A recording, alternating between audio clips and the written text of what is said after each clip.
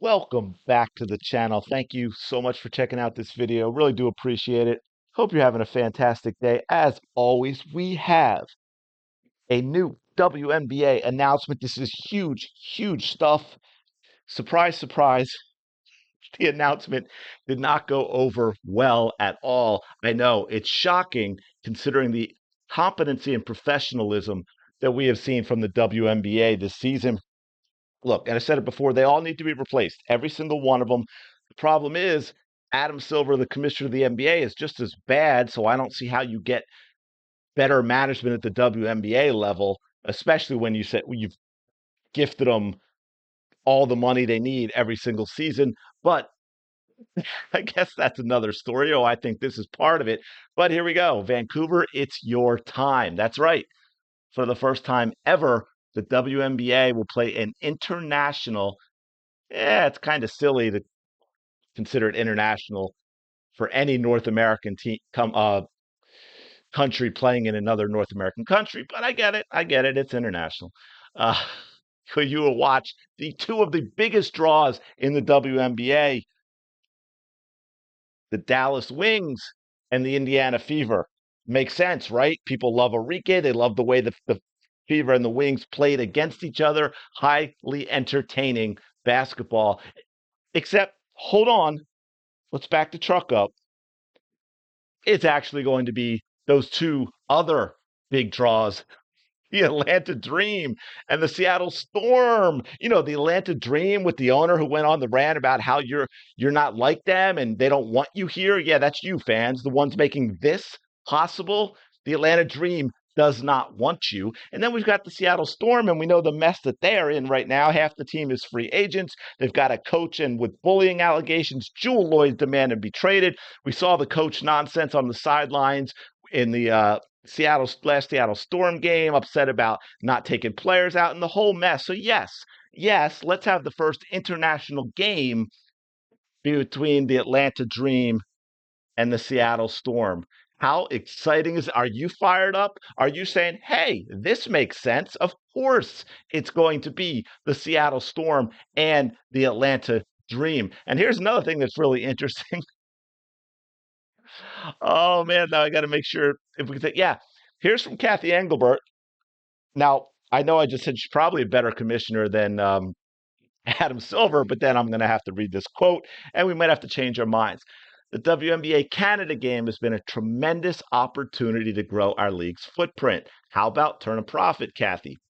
And we look forward to hosting the first ever international regular season game with the Seattle Storm's return to Canada.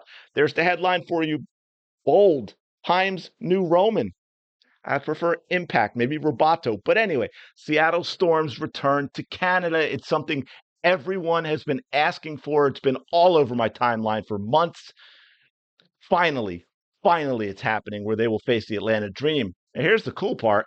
As we prepare to establish permanent roots in Canada with a Toronto franchise. Let me say that again. As we prepare to establish permanent roots in Canada with a Toronto franchise. All right. I don't know. I maybe I really am just that superior, that intelligent, that business savvy that no one else can think of these things, except all of you listening to me, of course, because I'm sure you're having the same thought. Vancouver and Toronto are not close to each other. Here's an idea for the first regular season game in Canada. How about the Indiana Fever versus the Dallas Wings, which, by the way, not necessarily, but most likely would also include Paige Beckers. How about that game be played in Toronto instead of the Storm and the Dream being played in freaking Vancouver on the West Coast? I mean, I'm just spitballing, brainstorming. You know how it is. I'm trying to bring everyone together. I'm a divisive uniter. Wow. I mean, this is, what do y'all think? I mean, I didn't go through the comments, but I'll scroll through. I have an idea what they might say. Are you guys stupid? Well, there you go. Who's going to be the draw here? Who's the star player people will spend money to go watch? Oh, wait, I did see this comment on my timeline, but I never looked at the rest because clearly I hit like. So you all know you should be trying to make money, right? No, they don't. That's the problem. They've been a charity for 28 years. Or are you just content to keep sponging off the NBA? There you go. Ding, ding, ding. Here's a tip for you. The people want to see the Fever, the team with Caitlin Clark on it. We know why it's not Clark. Someone might get upset. Again, go look at my video about the Washington Mystics owner.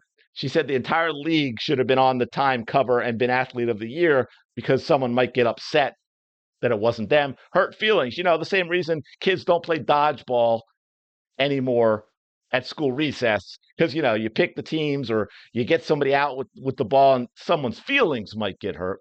I'm so sick of this league that it's becoming even more unwatchable, which is shocking because it's been unwatchable for 28 years.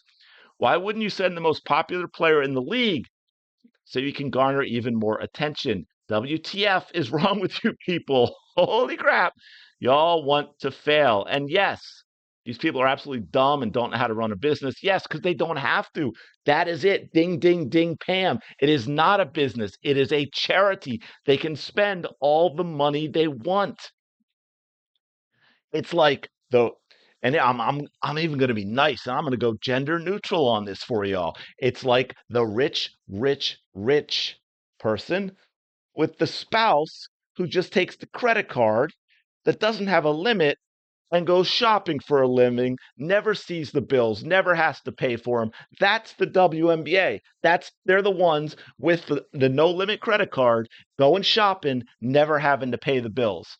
Well, someone didn't think this through. Enjoy the dramatic decline in viewership. I mean, this is just, how do you not? I mean, who is making these decisions? Who is running the WNBA? And look, I know Kathy Engelbert is the commissioner, but I'm telling you, it's not just her, right? There are other people involved in making these decisions.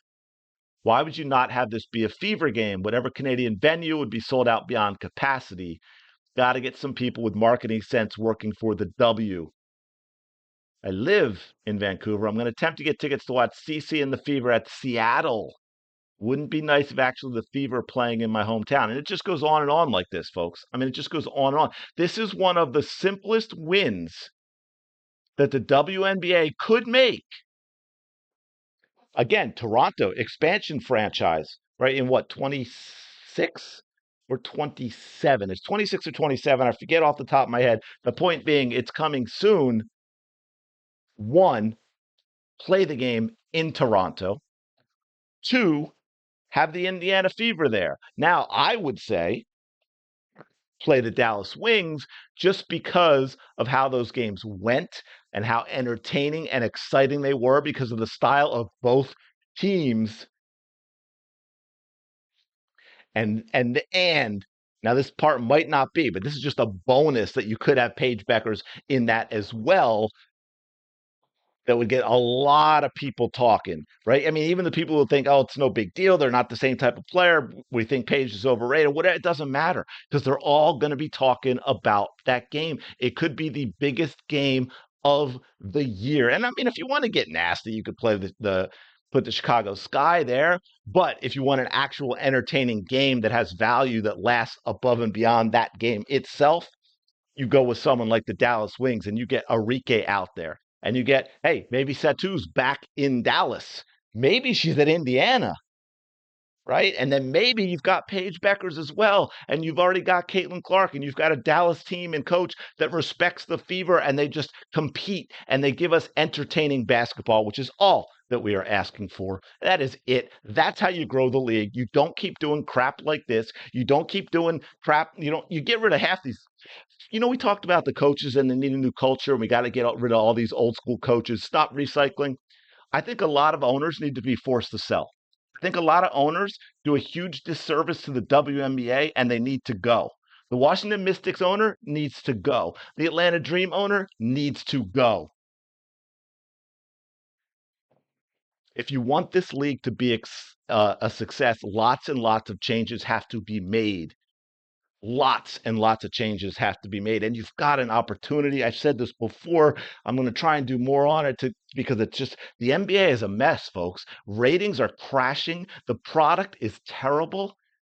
I would rather watch some game from the 80s or 90s, regular season even, that I know the outcome of, random game, than I would want to watch a new game with the way that the game is played today, where there is no effort. There's no basketball. There's chucking up a bunch of threes. Make a few lazy passes, and someone gets to shoot a lazy wide open three. A lot of times it's a brick, and then the other team goes and shoots an open three, and that's a brick. There's a lot of jogging. But anyway, that's all tantrum for a whole nother video. Let me know your thoughts in the comments below. What did I miss? Let me know. I mean, immediately when I saw this, I thought Toronto, Fever, Dallas. Am I missing something? Let me know in the comments below. As always, thank you for checking out this video. If you are enjoying it, I forget the number off the top of my head, but it's like a majority of the views come from people who are not subscribed. So if we can just get a few of you to smash that subscribe button, get the sub numbers up. Maybe we can pop over 11,000 before the end of the year. I would really, really appreciate that. And I will talk to you later.